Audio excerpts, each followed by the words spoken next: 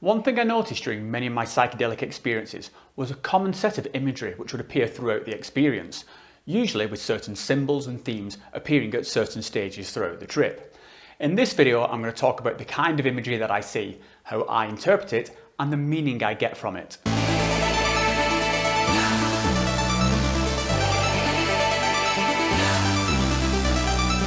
I have seen some absolutely crazy shit on DMT. Everything from fully realised civilizations on distant worlds to very simple archetypal imagery which felt like it contained some kind of universal truth.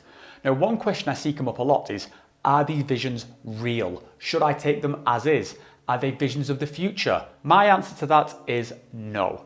I do not believe that visions from psychedelic experiences are literal visions of the future.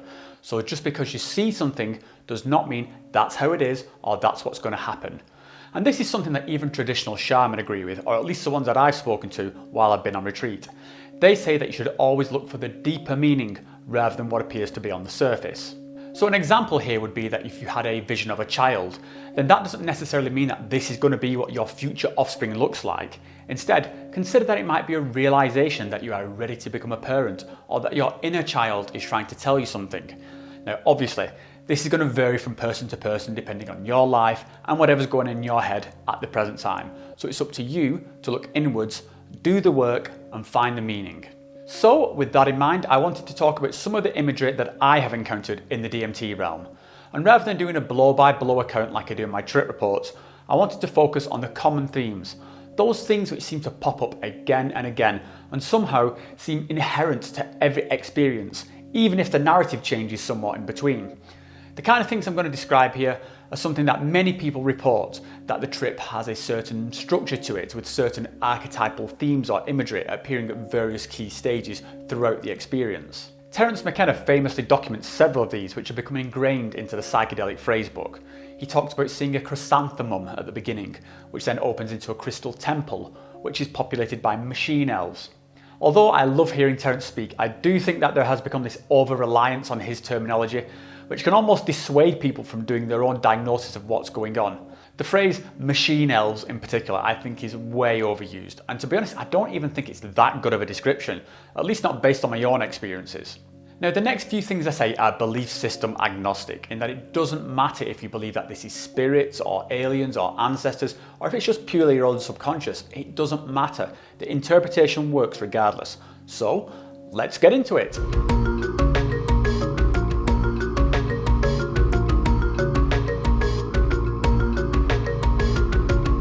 The first thing I'm going to talk about is what I call the Carnival Entrance parade. And just like the name suggests, this is the grand entrance and is what I see pretty much every time I hit that DMT space. It happens straight after all the hyperspace lights have coalesced into something, and then this place just zooms into frame and it's like a full-blown ticker tape street parade just for me in this completely bonkers psychedelic theme park. And every time I reach here, there's an announcer saying something like, "Welcome to the super-dimensional world of what the fuck?" And one thing I noticed with this announcement voice is how it warps and shifts, and this effect is something I heard recreated really well in Spongle's song Divine Moments of Truth.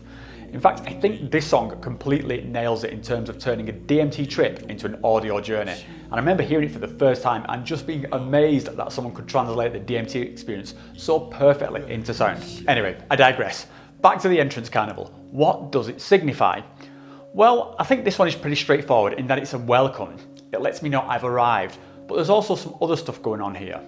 The first is that this is a celebration. It's like I'm the guest of honor at some kind of homecoming party, and all this activity and excitement is just for me. And this serves a few purposes. One is that it makes me instantly feel welcome and so puts me completely at ease. And if you're anything like me, then the pre-flight nerves up until that point can be almost unbearable, to the extreme that sometimes I completely talk myself out of doing this thing that I know I want to do. But as soon as I hit this entrance point, all that anxiety I was carrying just drops away, because subconsciously something within me wants me to enjoy this experience. And so this place that manifests to help disperse all that negativity. Now, a moment ago I used the phrase homecoming, and that wasn't by accident. It's a common thing for people to report a sense of familiarity to these psychedelic states, and for me it's one of the defining traits. I have been here before. I know this place. It's home. I belong here. And I get this confirmed by the dialogue that I receive from the entities inhabiting the place. It always follows the narrative of, welcome back. It's great to see you again. Well done for figuring out how to get back here, even if it is just for a visit. And I think what's being communicated here is that feeling of home, of belonging, is always here. It's always with me. You know, as humans, we often tie ourselves in knots talking past each other or misunderstanding what's happening around us, and it can lead to these feelings of isolation and unease. But this experience shows me that all that uncertainty is just something that I'm applying on top. It doesn't need to feel that way, because with a simple switch in consciousness, I am totally at peace and I'm fully capable of feeling that sense of connection if I will just allow it. And this is a simple lesson I think we should all relearn every once in a while. If you just stop fighting and let yourself be, then you will find that sense of peace and happiness that you were chasing. It was already within you. You don't have to be some kind of Buddhist master to work this shit out. You just have to cut through your own bullshit. And yeah, I get that that's easier said than done, and that's why I'm here making YouTube videos about getting insanely high, because sometimes we all need that little helping hand.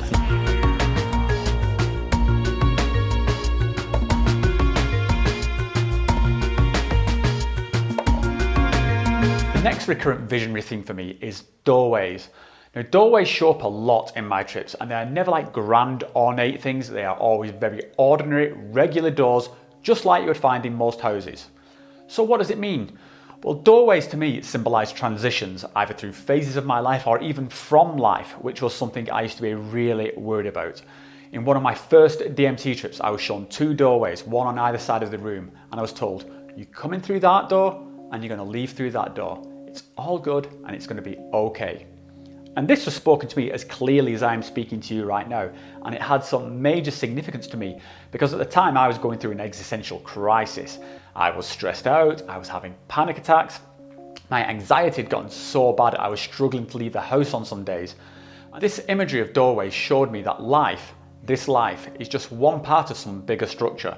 Just as a room is part of a house, the doorways come from and lead to other rooms, other phases within my journey. Maybe the next room is reincarnation, maybe it's annihilation, maybe it's a return to another mode of being. Whatever it is, it's different, it's beyond my current comprehension. And at some point I will walk through that door, and it's okay. It's the way of things, it's not something to live in fear of, in the same way that a baby should not fear being born. And as a side thought to this, it teaches me to value and make the most of this current part of my journey, because once you move through that door, you ain't coming back, at least not in this form.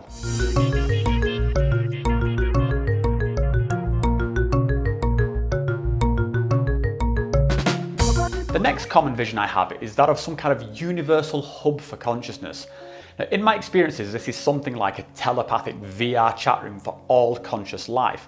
And this place is an absolute utopia. The inhabitants have complete mastery over time and matter.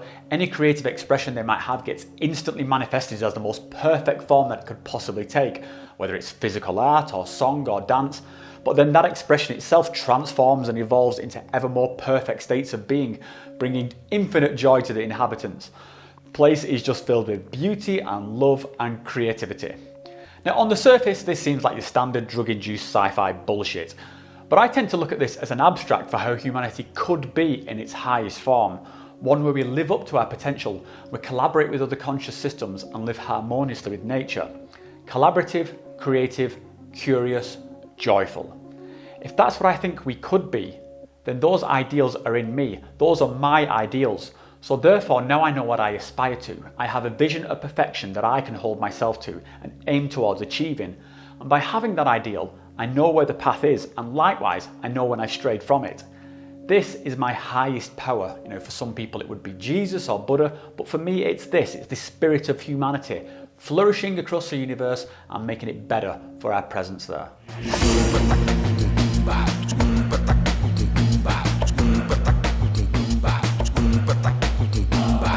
The final thing I'm going to share is a series of rapid-fire flashing images that pop up at certain points in my trips. Now, unlike the other ones I've talked about, which only appear when I'm on smoked DMT, these ones also appear on my ayahuasca trips, which has its own separate set of archetypes, and I'll probably talk about those in a future video. The first one I call Illuminati because it looks like your typical cliched Masonic symbol. I think of this one as representing knowledge or ancient collected wisdom. It also hints at being initiated into something secret, which I think is something that we can all admit to, that when you first come into that DMT trip, you really do feel like you've hit the jackpot of like unspoken awesomeness. There's not really much else to say about this one, it's such a recognisable symbol, but I did find it interesting that this was there in my subconscious, because I'm not really one for conspiracy theories. I don't otherwise have any special affinity for this symbol, but there it is. Next up we have Smiley Robot. Now I'm not 100% sure that it is actually a robot, but the squareness of the design led me to that name. And one way of looking at it would be a typical smiley face, but there is a feeling that there is something to do with technology here.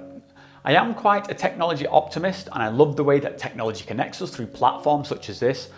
So I think this is representing my view of friendly technology, which we should use to increase human happiness, as opposed to nuclear bombs and Terminators.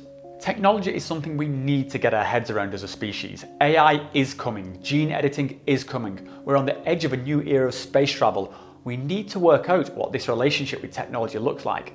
And this could be something as simple as how we interact with the phones in our pockets. I think this guy is telling me to think about my relationship with technology so that it brings something positive. Because when you stop thinking about it, then it becomes mindless. And then you end up with something like this. Next on the list is Mr. Wiggly. Now this character represents humanity, or at least an idealised abstract of what I would like humanity to be. A few things I get from this image are firstly that it's very happy and friendly.